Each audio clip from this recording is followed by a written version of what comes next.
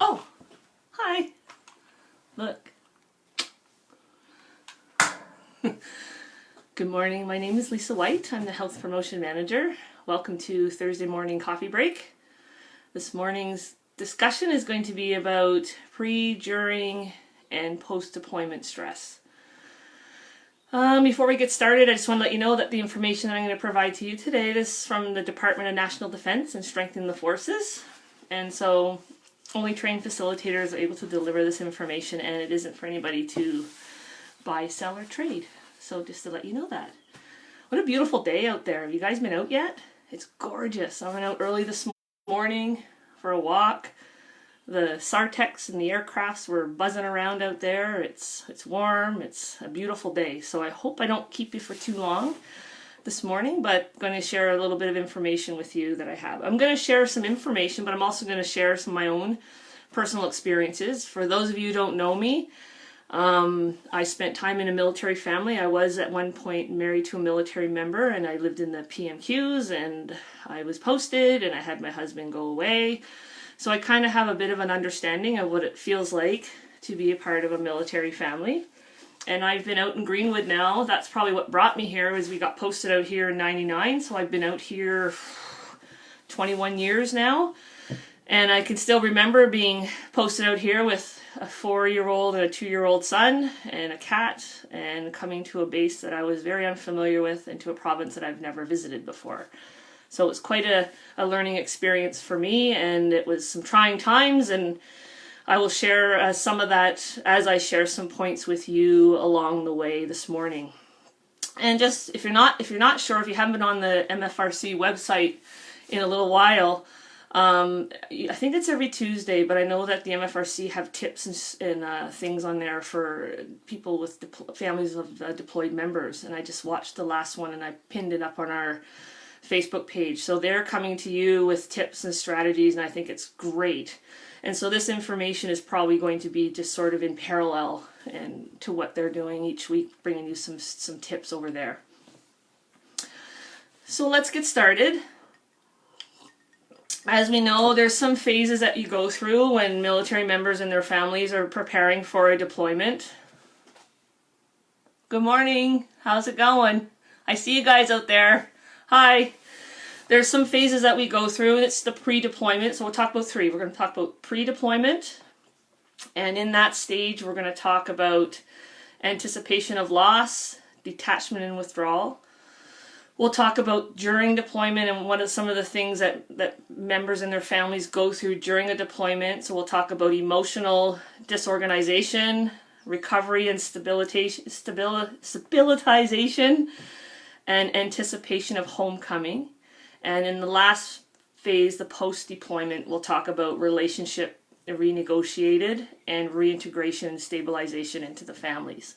So those are the 3 stages that we're going to talk about this morning. And I will sort of give you some examples along the way. So the first stage, the pre-deployment stage, is in the first 1 to 6 weeks before departure. You're in that place where you're anticipating your deployment, where you are getting things organized, you are trying to get your family organized, you're trying to get yourself organized, you're trying to figure out exactly what will be expected of you while you're in deployment, and then what are the things that are going on within the family that you need to be prepared for before you leave. So it's that anticipation of the loss of for both parties, one, for the member to be gone away from the family, and then for the family having the member being away. So sometimes some of the common reactions are in those last 6 weeks before you depart. Some of the common things that people think about are fluctuations in mood, energy level, fantasization of what to expect upon your deployment. Feelings, a whole variety of feelings go here, like sadness, anger, excitement, restlessness, anxiety, tension, frustration, resentment, depression. So there's a whole variety of different emotions that our members experience prior to departure, and with the families as well. And you're preparing for a departure date, but that doesn't necessarily mean that that date is really going to happen.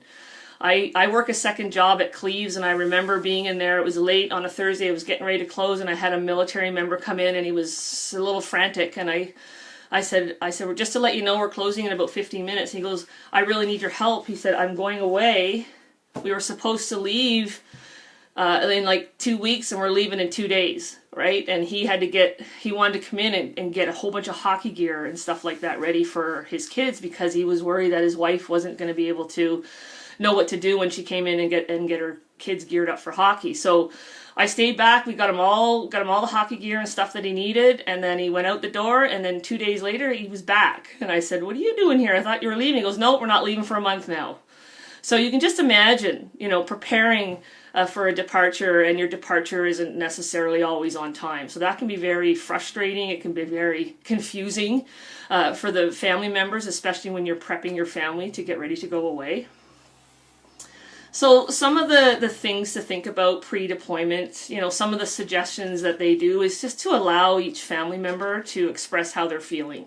Give your kids a chance to talk to you about it. Give your spouse a chance. Give yourself a chance to express the feelings that you're going through and be acceptive of those feelings, right? We may not agree with all the feelings that people are having, but we need to be able to feel validated of some of the feelings that we might be expressing, because we need to go through those emotions to get ourselves mentally prepared to be departed from our loved ones. And you want all your family members to share in the feelings. So you want to make sure that it's a family unit and that you're together and being able to sort of go around the table and ask how everybody is doing. And some of the strategies you can do is just keep a journal and reflect some of your feelings. So if you're finding it difficult to talk about them all the time, you can sort of just journal them, write them down, put them someplace where they're not always continuously rolling around in your head. Put them down, write them down, talk to somebody about it. And have that reassurance with your partner. So it's that whole thing about sitting down with your spouse. You're talking about, okay, this is the time of year where this is when I'm going. And it's February to July, right? So you could have kids in hockey, have kids in gymnastics, people in swimming lessons. There's activities going on. There could be graduations. There's going to be birthdays. There's going to be all kinds of things that are going to impact the family when one person is on deployment, and the family members are behind. So you want to sort of sit down with your spouse and get yourself organized for those 6 months. And then you have to organize yourself for longer than that, because just because it's 6 months, it could be 8 months before somebody comes back. It really all depends, right? So you want to make sure that you're sitting down with your partner and you are discussing all of the things that are about to happen while you're away. And just another thing, remember we talked about ACT, and I did talk about the personal power grid a couple of weeks ago, if you guys were tuning in then. Part of the pre-deployment component, and especially within the anticipation of the loss, is that acceptance piece. Accepting the fact that you're going to be separated for a certain period of time, and creating that plan that within the family. And that acceptance piece is really important to move into those feelings of less feelings of remorse and worry and fear. I mean, of course, those are always going to be there, but you want to sort of move into that preparation and that planning phase with your partner, right?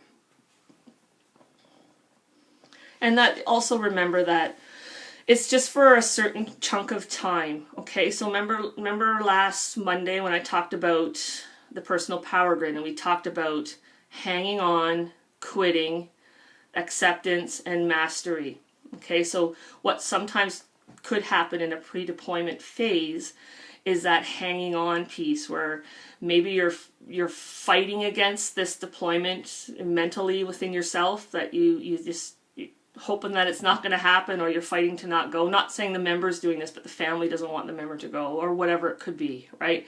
And so you're kind of spinning your wheels and putting a lot of energy into something that's not going to change. The deployment's happening, right? So it's acceptance of the fact that I got to move into that acceptance piece and accept the fact that this is happening, so that I can go into that mastery of my situation. Okay, this is happening and we need to be able to master in our situation, right? And let's get organized. And in the pre-deployment, you want to get as organized as soon as possible so that you can leave that time prior to departure for family time and not racing around and being stressed out and things like that. You want to try to get all your ducks in a row as soon as possible.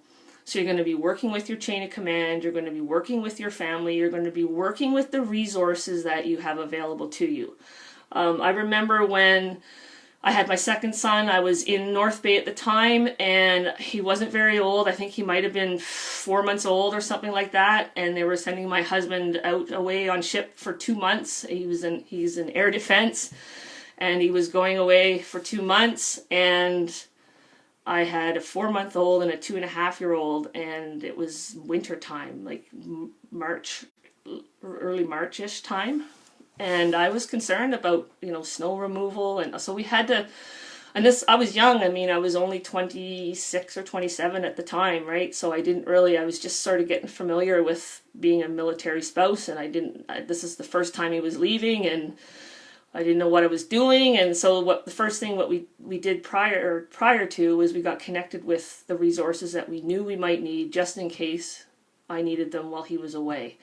So things like we went to the Family Resource Center. That was the first place we went to find out what was available for me in case of an emergency. Like, I was alone. It was just me, and I didn't really know anybody. So what would I have available to me if there was an emergency in the middle of the night or something like that, or I had to get, one of the kids were sick, or I couldn't get out of my house because of the snow, or whatever it might be. So we went to the MFRC, and we went to the chain of command, and he got me as set up as he could before he left. So you can just imagine the stressors that everyone's going through. You're stressed because you're leaving your family behind, you're trying to get them organized.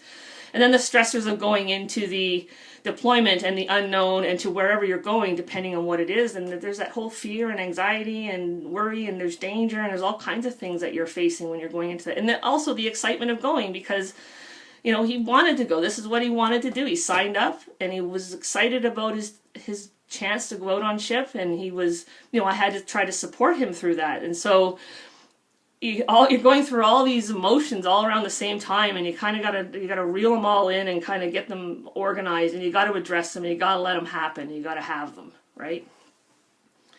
So having a checklist is really helpful. You sit down with your partner and just write every single thing down. What is going on in February and March? Because you're not just thinking of the activities, you're thinking of school, you're thinking of birthdays, you're thinking of milestones. All of these, you're thinking of what if this happens, and what if that happens, where do you go here, and where's that? And you're looking at all the different checklists of that for the family, but the member itself, they also have their own checklist of things that they have to do before they leave. Do they have to go get more equipment? Do they have to do other job taskings before they depart? And there's a whole checklist that they have to go through on their end. So there's a lot of things to go through, and there's a lot of emotion attached to that. And I can tell you, that whole little, as you go week to week and get closer and closer and closer, I found the kids were they could feel it, they could sense it, right? They can sense that something's going on, and you've talked to them, and they know that daddy's leaving or mummy's leaving, and they're starting to feel it too. So you got all these bubbling things that are going on. So the more organized, prepared that you can get mentally, physically, emotionally before you leave, the better off you'll be, right? Because you can have expectations also too of what could potentially happen, so that you're prepared for that, and you know your resources, and you know who you're going to be talking to or reaching out for help with if you need it, right? So for the spouse departing, share honestly all you can about the deployment with your person. I know that you can't give them everything, but if you can share with them as much as you can, they can have a visual of where you're going and sort of an understanding of what you'll be doing, right? Take some photographs with you. I know that we have this and we have technology, but you could be in a bunk somewhere, you could be in a hotel room somewhere, you could be out on ship or in the field or somewhere. If you can get your little surroundings, you could be living with 3 or 4 or 5 or different people all in the same room or whatever. So if you can get a little spot for yourself and have a few pictures of your family members and things like that there, that can have a sense of home for you. making sure that you have a list of all those occasions and milestones. I know you've done that in the pre, but making sure that you take that with you and you have it somewhere available for you to see so that you can and try to reach out if you get a chance on those milestones and those occasions. I know when my son was away on basic training and then he went away on his trades course, his wife and daughter lived with us for a little while, and I can remember she had made some recordings of him for nighttime. So at nighttime, she would show her father saying something goodnight or whatever their little ritual was before bed, and I just think that's great because it has that sense of they're still not too far away, right? So if you can have those little video recordings ahead of time, that can also help with some of the anxiety of missing the other parent as well.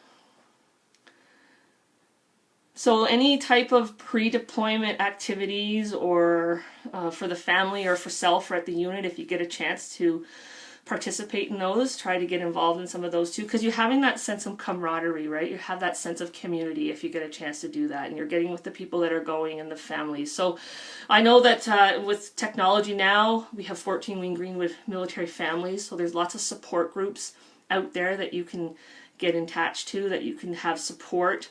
It's really nice to see that happening. I go on those sites once in a while and I see a message from somebody in Comox going, hey, I'm being posted to Greenwood, or my husband's away. What do you suggest for this or that? Or it's that community, that network, that thing we have in common, that support system that you have in place. So making sure that you get involved in some of that and that your spouse is aware of some of those things if they're not aware of them. For the spouse staying home, you could take, I know there's technology again, but if you have some pictures around of that the person that's leaving, your spouse, and doing regular activities, and you have a ritual and things you can show your kids of mom or dad in the regular routine of things, and keeping that going and keeping your kids engaged in that can be helpful. Again, building that support network around yourself for the spouse staying home and for the member leaving, right? And have those concrete written plans for an unexpected family crisis or an emergency, so that you're ready, like you know exactly what you're going to be doing if this happens and who you're going to be calling. I'm not sure if they still do this, but I feel like a lot of people tell me they still do this. But I remember when my spouse was leaving, there was somebody at his unit that was attached to me. So I had somebody's phone number, and that person would check in on me from time to time. And I had a meeting, like a talk with that person. He came over and I met him and I knew who he was, and he told me what his limits were and what he could do for me, and I knew exactly who he was and who I could call, and I had a face to the name, and I knew that when he was gone, if I needed him or I had questions, that I could call him and get in touch with him, and he was at my husband's unit, right? My husband at the time. So that's the first sort of component of the pre-deployment. The next last piece of the pre-deployment to think about is sort of that detachment and withdrawal piece. So that sometimes tends to happen probably in the last week before deployment. And this is not for everybody. This is just general things that military members have told us about, right? So for some, it could be reduced emotional and sexual intimacy just prior to departure. And then that feeling of despair, hopelessness, impatience, numbness, because this is actually happening. Even though you've kind of been moving around in your emotions, you're getting to a place now that, you're getting a little nervous and you're getting a little worried because this is happening and it's in the last week, right? The worst thing that could happen is if it gets delayed. That is hard on families, and I've seen it happen, and I've talked to people because they get themselves right to the end, and then boom, it's delayed, or there's the aircraft's not ready to go, or something happens and they're not leaving. So I would suggest that you prep that earlier on for that to potentially happen, so that you're not, sitting there hanging, right? Some general suggestions for that, for the as you're getting in there and you're getting a little worried, just remind yourself of the plans that you have already put into place. Okay, remember the checklist that you have. Remember all the stuff that you worked on ahead of time. Remember that it's all here. Remember your emergency contact numbers. Remember who you can call. Remember what your activities are going to look like. Because remember who's going to help you with hockey or help you with dance or help you with whatever, gymnastics or swimming lessons or whatever it might be, that you have those support systems in place. And maybe you don't do those activities for a certain, maybe you have to dial your activities back, right? So just remind yourself of the plan and remind yourself that it's just temporary. Okay, it's temporary. It isn't forever. It is temporary, and you're going to be mindful if you can. And break up, go just day to day, week to week. This is February. Let's do this in February in your first month. Just remind yourself that you're going to go through this step by step by step. Okay? So it's going back and sort of remembering that, just so that you know when someone's leaving that this is going to be okay. And be patient with your children and be patient with each other, because you're going to experience emotions all over the place, randomly and at different times. Okay, so just allow each other to have those feelings and be patient with each other. Okay, you want to be able to leave and depart feeling a sense of satisfaction in the fact that I feel like my family is going to be looked after, and I feel prepared to go to wherever I'm going for my deployment. Okay, and then you are going to bond with the people you're deploying with as your family unit. And then you're going to keep your connections with your family at home, knowing they have their security system and support system around them too as well, so that you can do the job that you do, and that your spouse is at home or your partner is at home, being able to look after the family and having that sense of control and satisfaction and pride when you're leaving, right? And be the pride of watching your spouse leave and go on their deployment. I go to tears every time I watch a ship come in and I see them coming on. Anyway, we're going to get to the post-deployment later. We don't need tears first thing in the morning, right? Right. Before I go into the next phase, I do want to take a little break and take a shout out to all those members that are deployed right now, especially HMCS. They are still out there on their deployment, and I know they've been through a tragedy and they are still out there, and I'm sending a shout out to all the families and to all the crew out there. We are all thinking about you at home, and we are all anticipating your return. So I just want to give a little pre-shout out before we go into the next phase, which is during deployment. Okay, so there's 3 phases that we can have a quick conversation about in the during deployment phase. And there's emotional disorganization. That's usually the first 6 weeks of deployment and getting into your deployment. There's recovery and stabilization. Don't know why I can't say that word. Stabilization. I can't even say it. And anticipation of coming home. So you got the unorganized, sort of disorganized. Okay, I'm stable, and now I'm anticipating coming home. So those are sort of the 3 little stages within the deployment phase to talk about.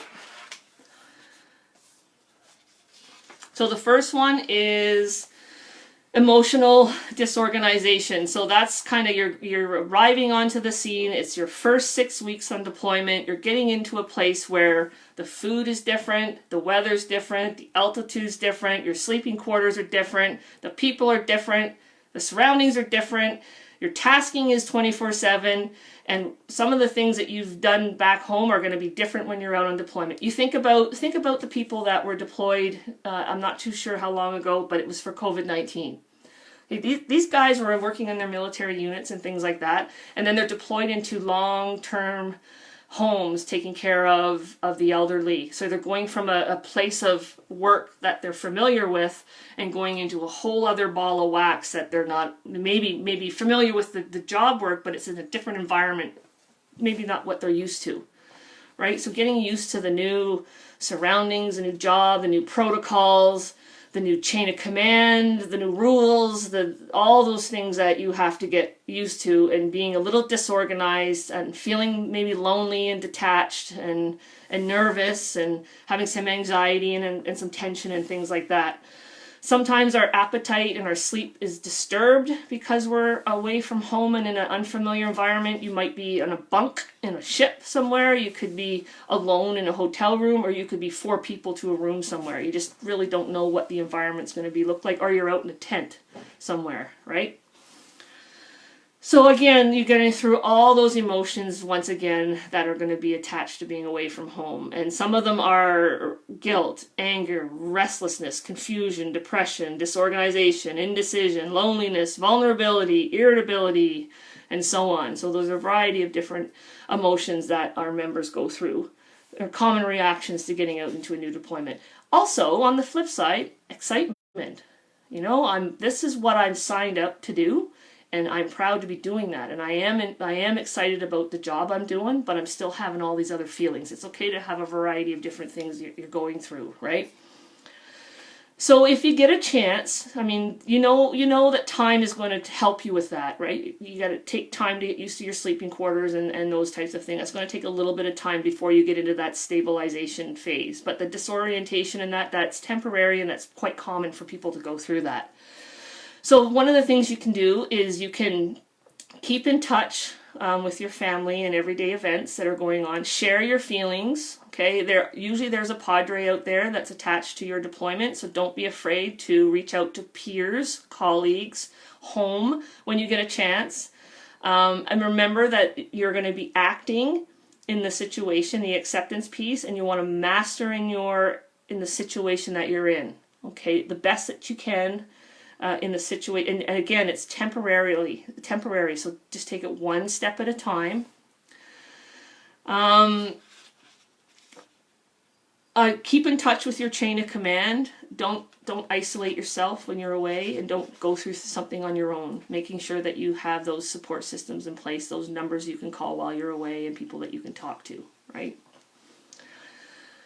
There's disorganization at home as well. Okay, so the spouse is gone, and now I'm doing this, right? Even though I have a plan, it still can be very overwhelming for one person at home taking care of the family. Okay, especially when it's Johnny needs $5 for his whatever in his lunch tomorrow, and so needs library money, and they're going here after school, and maybe I'm still working, and so there's all of this disorganization happening when somebody leaves, right? Again, go back to the plans that you set for yourself and just be patient. I think it was the last video, and it might have been Michelle that was on there. I can't remember. And she said, we had hot dogs. We had hot dogs for supper, and that's okay. It's okay to have hot dogs for supper. It's okay to have breakfast for supper. It's okay to be in your pajamas when you're at home. It's okay to let the kids run around with one sock green and one sock blue, or whatever it might be. Those little things, that's okay not to be completely organized. You know, there can be a little bit of things that are not quite the same, and that's okay, and you can be patient with that, right? And if you want to stand and cry, and you want to be in your driveway and cry, which I watched that video, by the way, which I thought was great. Those types of experiences that you can share are great. You know, so there's where you go and you reach out to your supports that are going through some of the similar things that you're going through. And that's why I think that network, the Facebook pages that you guys are all on, I think that is wonderful support systems to have. You can go to those and talk to each other and get support. Don't forget during the deployment, I can't hammer it down enough, and I probably say it a lot, is keep in touch with your family resource center, your family information line, your CAF map. Reach out. The CAF map is 24/7, so make sure that you reach out to those services and help yourself get organized, because that was one of the first things I did when I got posted to Greenwood. Hung up my hat. My husband was gone at the time.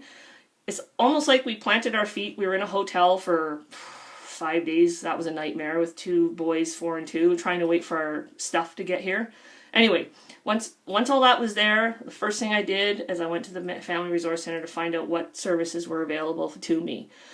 Who's on the babysitters list? You know, they run the babysitting course over there, and they have a list of babysitters that have taken it. And you can go over and get who are the babysitters that have taken the course, who are somebody that can help me if I need it. Where can I drop off babysitting? That was one of the first things I found out about. I could drop my 2 sons off and peace and go off to the gym. That was one of the first things I did, was find the pool and swim and find those things. Find out where those resources are so you can have some time off. We have Ruse here. I don't know what I would done without Rue's sometimes, Rue's Playhouse. Back in the day, and I used to be able to drop my sons off there. They had bounce kingdoms and go-karts they could do and everything, and it was right in the mall, so I could drop them off and go get a coffee and just collect myself, right? So when you're disorganized and stuff like that,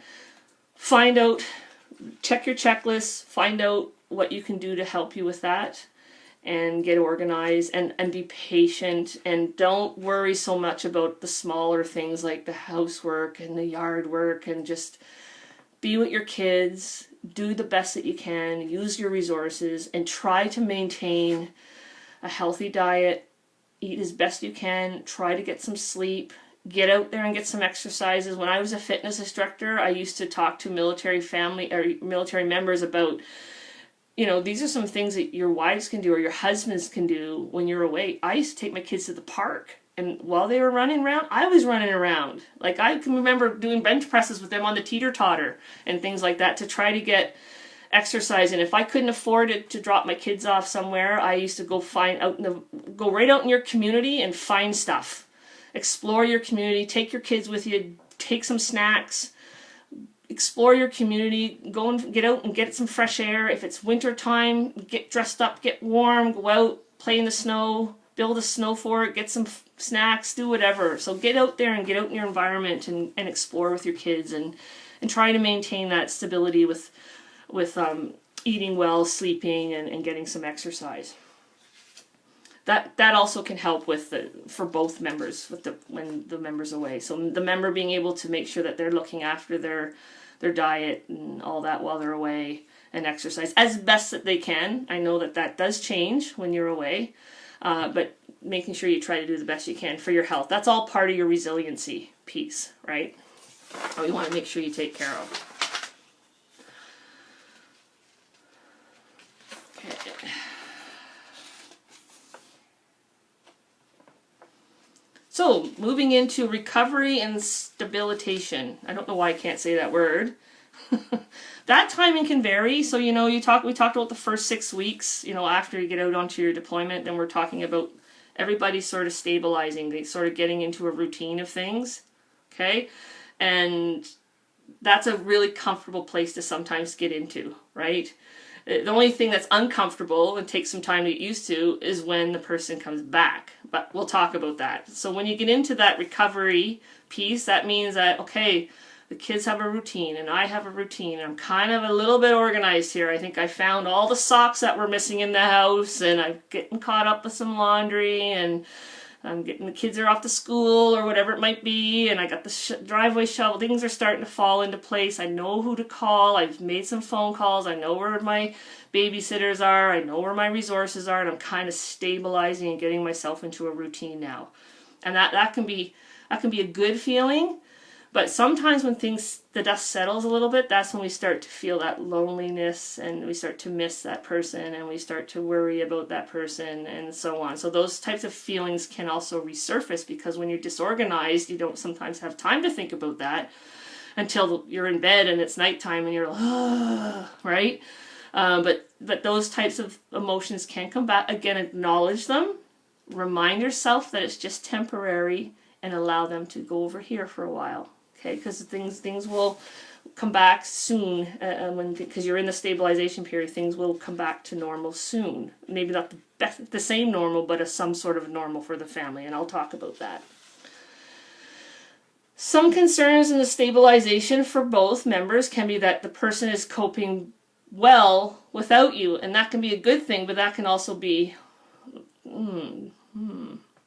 so you kind of feel like you're no longer needed. Sometimes those feelings can arise, right? Sometimes feelings of confidence.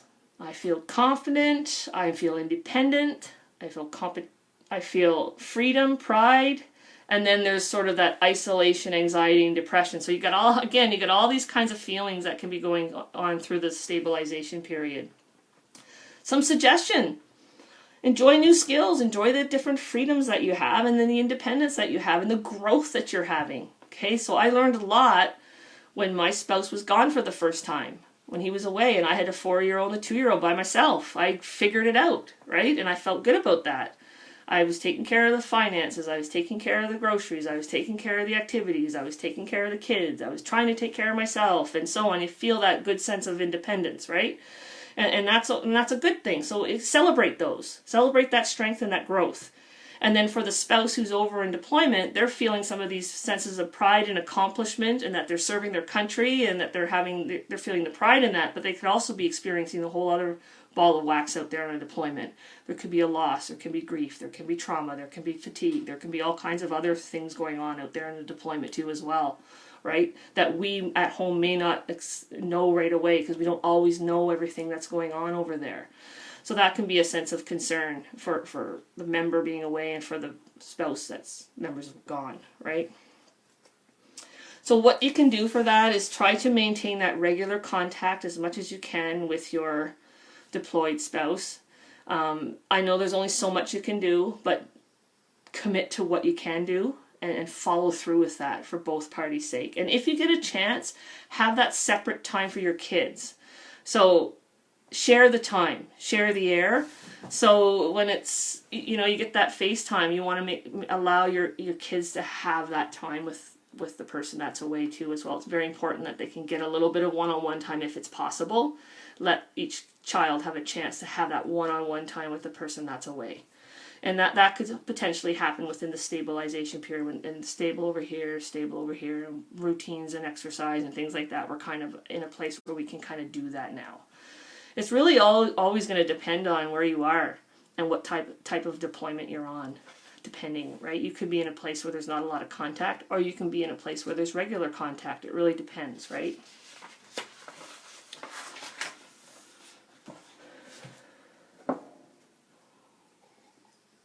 Share your feelings of pride and self-confidence, reassuring your partner that you still long for the separation to end. So even though you're feeling independent and all those good things, along with the loss and the miss and all that kind of stuff, just let them know that, and reassure your partner that you're anticipating their homecoming, and that you still don't want to be separated from that person, and you're looking forward to them coming back home, because they need to feel that too as well while they're away on their deployments.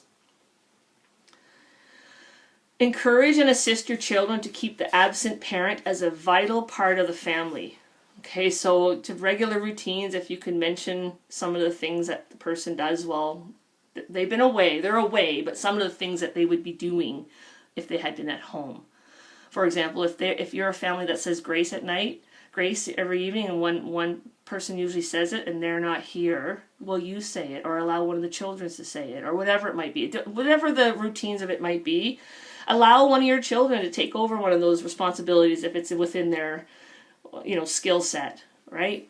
Whether it's taking out the garbage, or whether, like my sons, were old enough at one point where they can mow the lawn, right? When one person's gone, they can get out there and mow the lawn. I can teach them how to do that, and that's something they can do, right? So whatever the skill set is for the age of your children, if there's some things of the responsibilities that they can take over in that piece to help out, then that gives them a sense of accomplishment, adding to the taskings of the family, and they're participating in it, and you're congratulating them for it, and they're growing and learning too, because this isn't going to be the first deployment. There's probably going to be more. There's going to be different times when people are going to be away, and they need to feel that confidence that they're able to contribute to the family when one of them's away, and that gives them a really good feeling inside. So I encourage you to do that.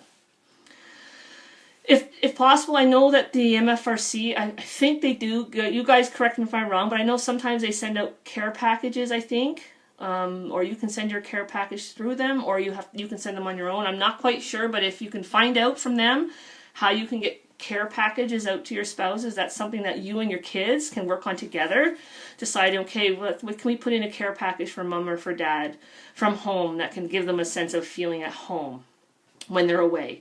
Whether it's laminating some leaves and putting them in paper, drawing pictures, or collecting things from your house or the community that you can send out that'll help them feel a sense of connection, a sense of home while they're in that phase, right? Yeah, so then the next one. So the last phase in the during, and there's a lot to this. I'm only scratching the surface. I mean, and this is just some education. This is actually part of our Stress Take Charge program. This is this information in the book that we don't cover in class, but we give out extra information on, which I think is really important information to have. So the last phase during the deployment is usually the last 4 to 6 weeks prior to leaving your deployment. So this is the anticipation of a homecoming. This is a place where you, as a member being deployed, are preparing to come home. And your family is getting ready for you to come home. And this can have an increase of boosts and energy and activity in the house, because maybe you've done some renovations and you've moved some things around. That could be good or bad. Probably good, right? Maybe you're moving stuff around. Maybe you've done some work. Maybe you're just excited. You're getting ready. Maybe you're going to get your hair done or whatever it might be. You're anticipating the homecoming of the person that's away. That could also bring about sleep disturbance, appetite disturbance, rumination at nighttime or whenever. Rumination is that ongoing thinking and thoughts of a reunion, of someone coming back, and just that excitement about, it's like, Santa Claus is coming in 2 nights and you can't sleep, right? This is coming and you're excited about it, right? So sometimes that can disturb your sleep for both parties. Then you can have a little bit of impatience, apprehension, restlessness, a little bit worried about what to expect, because, sometimes we don't know who's coming home, and if that person has been through tragedy, which when we look at that ship, that's going to be a very emotional homecoming for that ship when it returns next month. So your family member is coming back from a deployment that had a tragedy on there. So you're also preparing yourself for that piece, right? Knowing that, someone's coming back from a deployment like that. So you're also preparing yourself for what to expect of your family member when they're coming home. And that's when you're going to build in a support system and getting those resources available for your spouse for when they do return, right? So go back to your MFRCs and say, listen, my spouse is coming back and they're coming from a deployment that had some tragedy on it, or a deployment that was very dangerous, or a deployment that was longer than expected, or whatever it might be. And ask for the resources, ask what's available, and they will tell you, okay? And then that way you can help guide your spouse or your partner into those resources gently upon, when they're ready upon return. I know that when they get back, they have these post-deployment discussions and things like that, but you as a spouse can prepare yourself, or a partner. You can prepare your family and your kids for that. That they may have to be a little bit patient to an adjustment period when that person is coming back, right? So you got to prepare yourself for that. Some suggestions too for that is, don't let your feelings get buried. I know that you're preparing for someone to come back, but also get yourself prepared. So make sure that you have, whether it's a friend, a family member, a social worker, a padre, or a confidant, someone that you can talk to share your feelings about, your partner coming back and some of the things that you might be concerned about.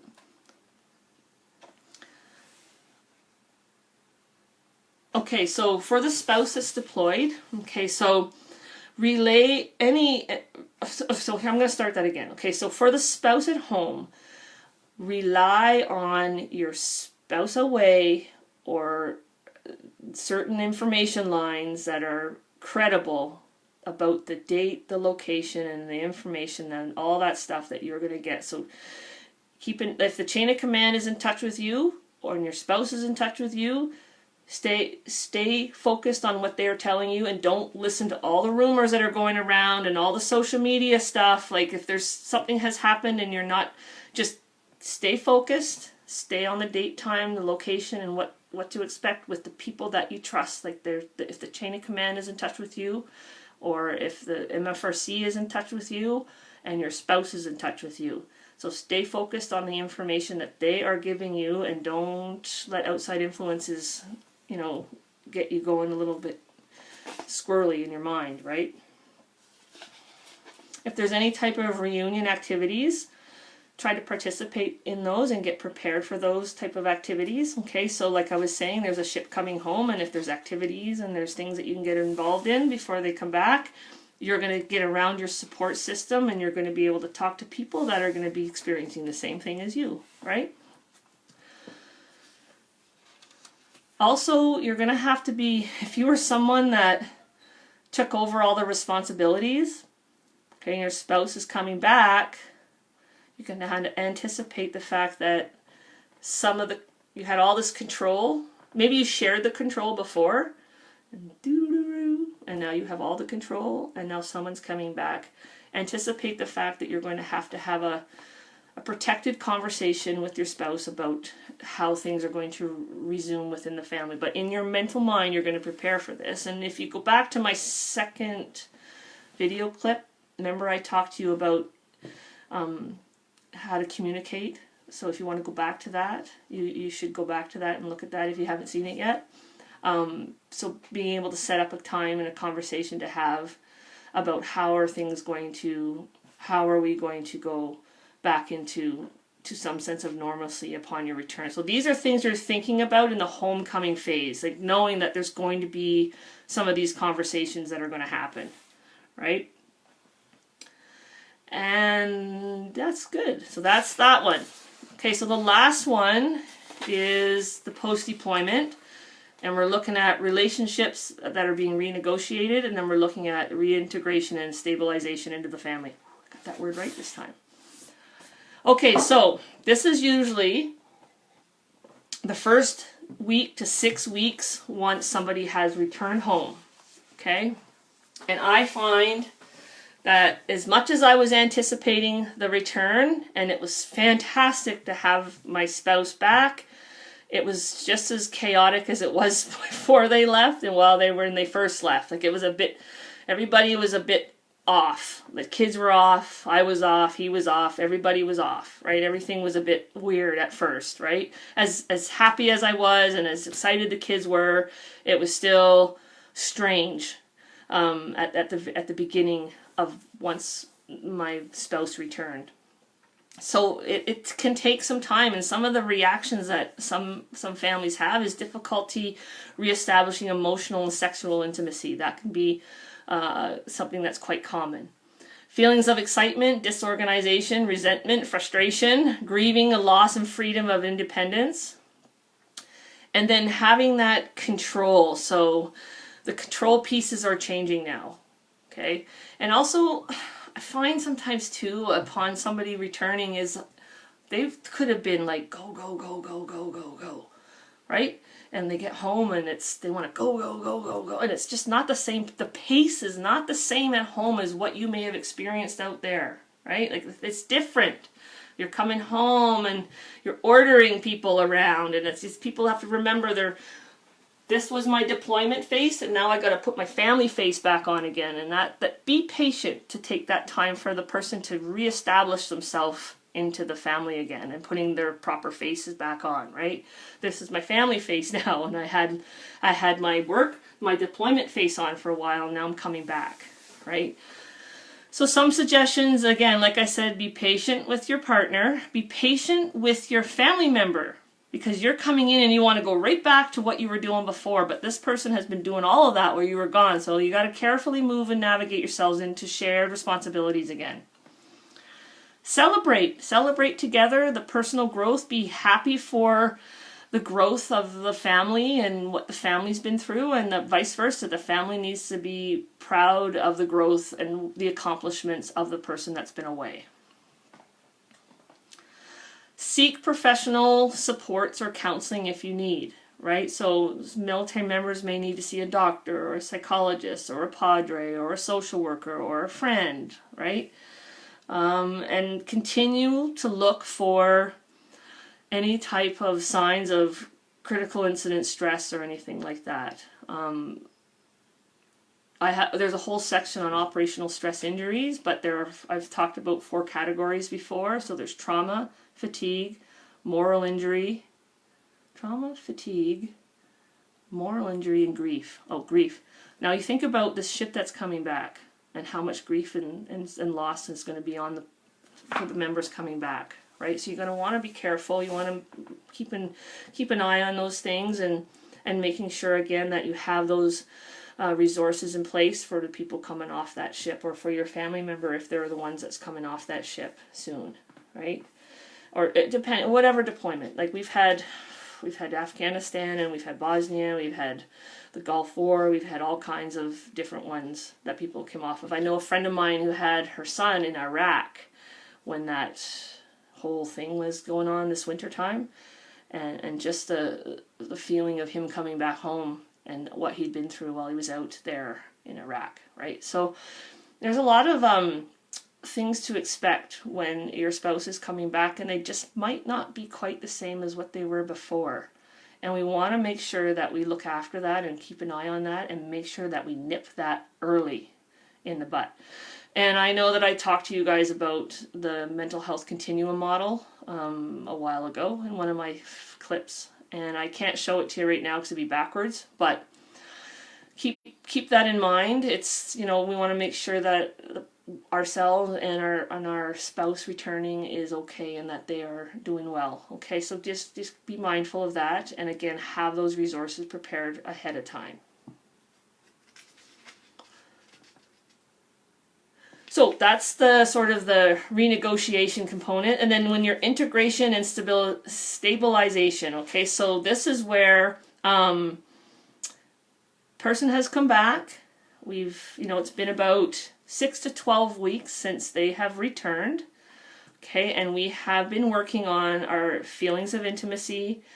We're working on our closeness. We're working on our confidence in our relationship.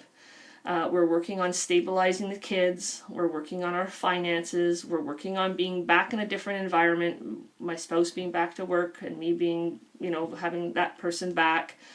And this is where it's a time where you can relax and enjoy yourself and get back to some sort of normalcy in your family, right? Being able to navigate through your family as you once were prior to the deployment. The only difference is sometimes things may not be completely back to normal, and sometimes they are. So it really depends on what type of deployment the person went on, what they've experienced, what you've experienced while they've been away. There could have been something that happened while they're away to you, and now you're feeling the ramifications of that now after the person's home. A lot of the times when we go through a stressful situation, we have that fight or flight, we have that protective factor within us, and we tend to be able to go through a stressful situation for an extended period of time for as long as we can, coping as best that we can. But sometimes when that's done and that's finished, we don't feel the ramifications of that till sometimes 6 weeks to a year later. Then we start to feel the effects that had on our bodies and our minds, right? So we don't always necessarily see all of that right away. So just be mindful for yourself and for your spouse. Okay, keep an eye on those things. Reach out for support systems if you need to. And I know I mention that a lot, but I feel like it's really important. Whoop, oh, it just fell on the floor. Where'd it go? Oh, just a second. I'll be right back. Don't go anywhere.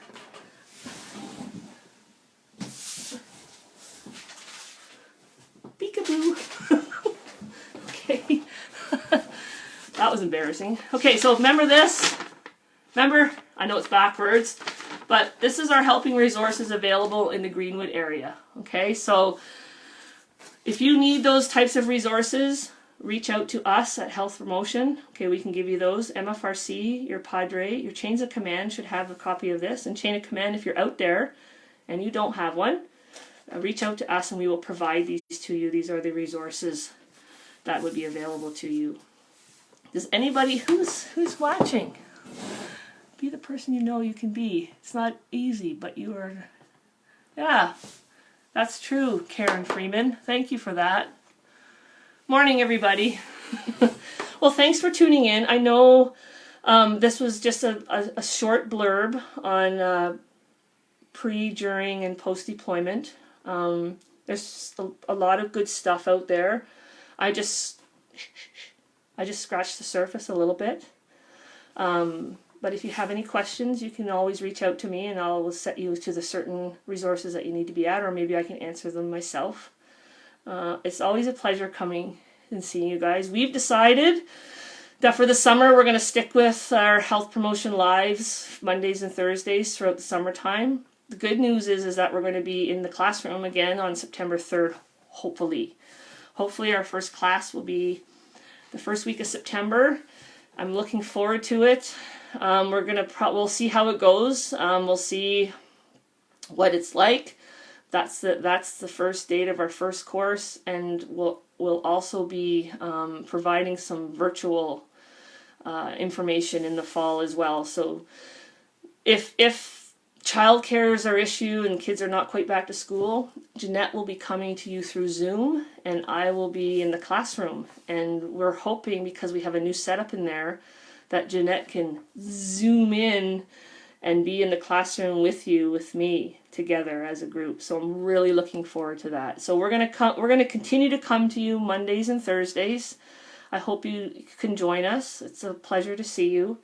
The next one is me. I am up on Monday for Monday Morning Short, and I'm going to talk to you about stress management skills and benefits. So I'm going to give you a couple of skills, and then I'm going to tell you what the benefits are of those. So that's what I'll be doing on Monday.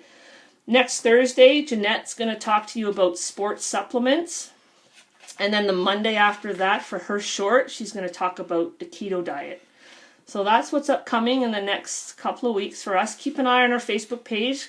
Recreation is doing some great stuff. MFRCR, fitness staff. So we're posting things. There's Canada Days coming up. Ta-da! I got my decals up there.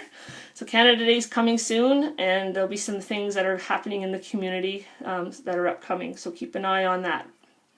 Thanks everybody for coming. It's been a pleasure and an honor to be here if you've been here with me. Have a great day. Get outside if you can. It's beautiful.